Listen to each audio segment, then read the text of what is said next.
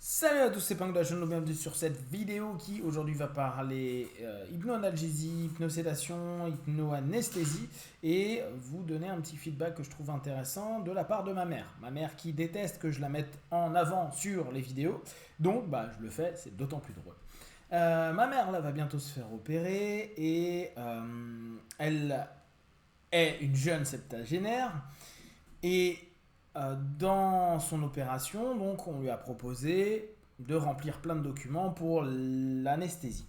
Et je lui en parlais, je lui dis tiens, t'as pas parlé d'hypnose ou on t'a pas proposé d'hypnose pour le bloc.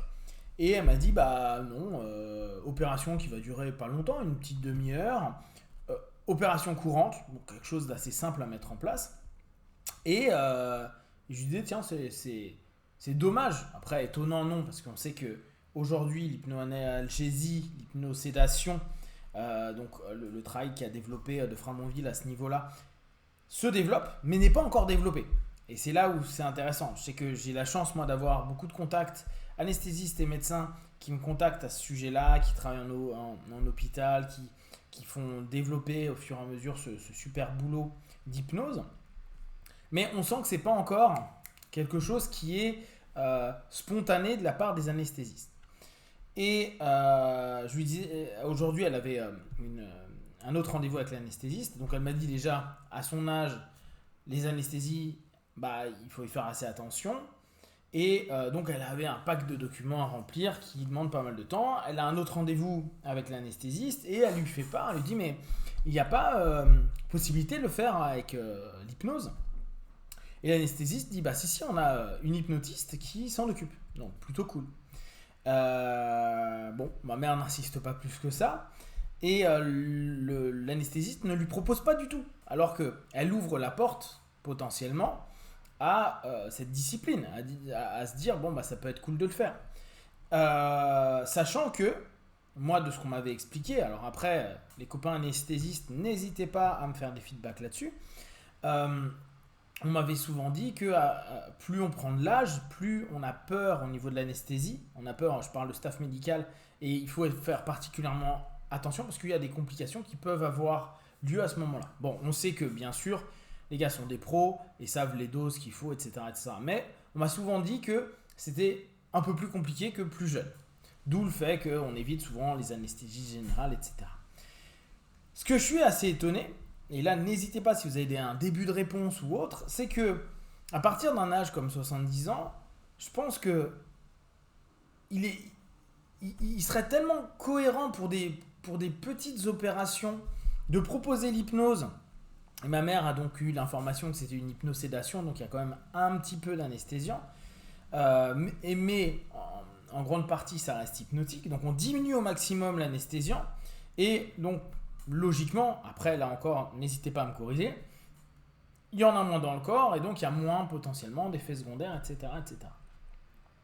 Et je suis super étonné de me dire que une clinique ou un hôpital qui possède des personnes qui ont les compétences de faire de l'hypnosédation, de l'hypnoanesthésie ou de l'hypnoanalgésie ne propose pas spontanément au moins à un certain type de patients qui en verraient certainement les bénéfices assez rapidement. Et c'est là où je me dis on est encore dans un modèle où je comprends 1000 fois que ça va plus vite de faire une anesthésie, on n'en parle plus, une demi-heure plus tard, salle de réveil, etc. etc. Néanmoins, au fur et à mesure, on fait que d'entendre parler de risques. Et un copain médecin me disait, ce qui devient de plus en plus compliqué en France, c'est qu'on doit s'assurer au maximum qu'il n'y a pas de danger, qu'il n'y aura pas de procès. Parce qu'on est devenu un petit peu, alors en version bébé, hein, mais on est devenu un petit peu comme les Américains à porter plainte pour tout et n'importe quoi. Pour se faire de l'argent, hein, en fait. Pas pour notre santé, parce qu'on s'est senti touché. Mais derrière, c'est quand même aussi pour gagner un peu d'argent. Et à partir de là, on referme quelque chose qui était en train de s'ouvrir, en tout cas qui peut s'ouvrir, parce que on recrée de plus en plus de procédures et on empêche une espèce de j'allais dire créativité, mais là j'exagère parce que bon, l'hypnose c'est quand même pas hyper créatif et c'est un peu super connu dans le monde médical depuis très longtemps.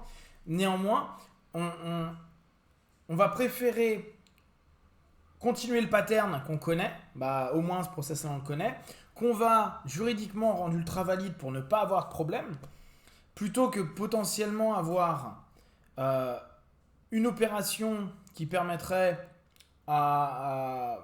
au patient de vivre son opération de façon cool, avec un minimum de risque et un minimum de retour, de feedback désagréable post-opératoire.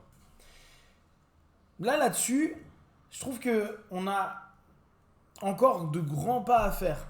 Encore, elle m'aurait dit, bah tiens, moi par exemple, quand je me suis fait opérer du cancer, j'avais demandé à mon anesthésiste, je dis, bah on peut tester de faire en auto-hypnose. Bon, il m'a regardé, il a rigolé, il dit, oh, t'es gentil mon petit gars.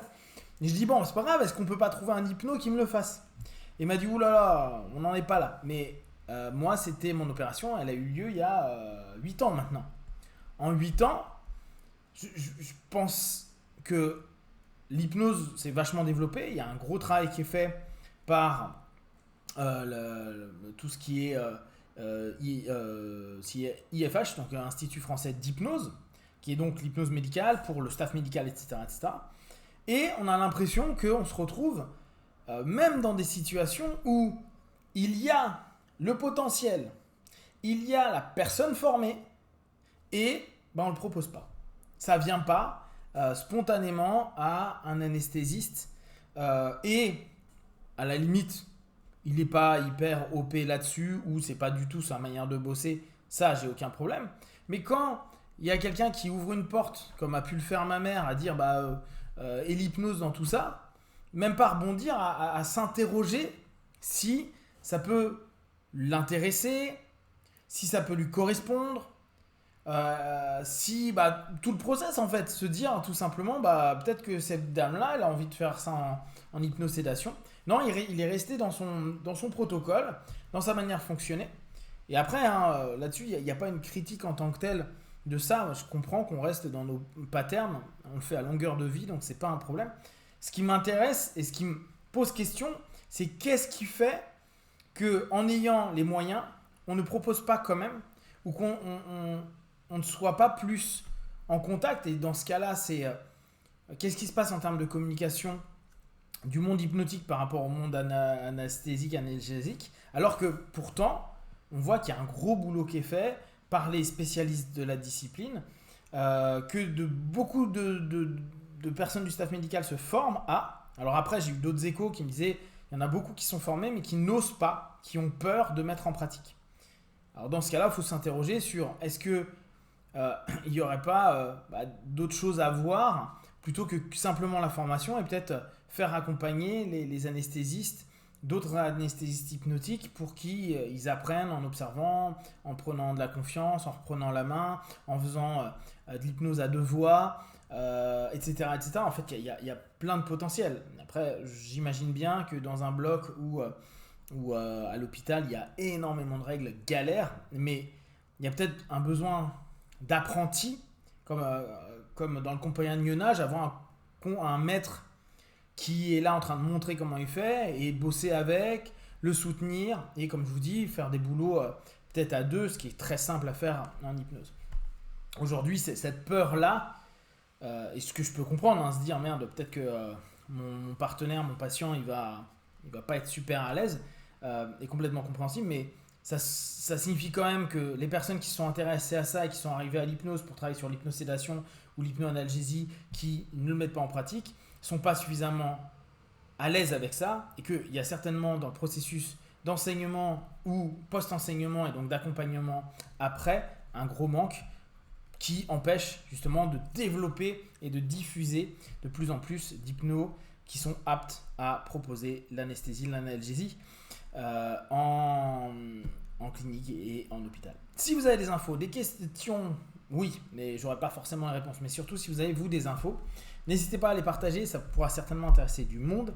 N'hésitez pas non plus à nous dire, peut-être il y a des choses à dire. Ce que je disais à ma mère, peut-être qu'elle aurait dû dire d'entrée, bonjour, est-ce que vous faites ça avec l'hypnose, je serais intéressé par l'hypnose. Et là, elle aurait certainement été réorientée. Mais là, vu qu'elle avait déjà fait un process une fois avec cet anesthésiste, peut-être qu'il ne veut pas se court-circuiter ou refaire d'autres documents, je ne sais pas.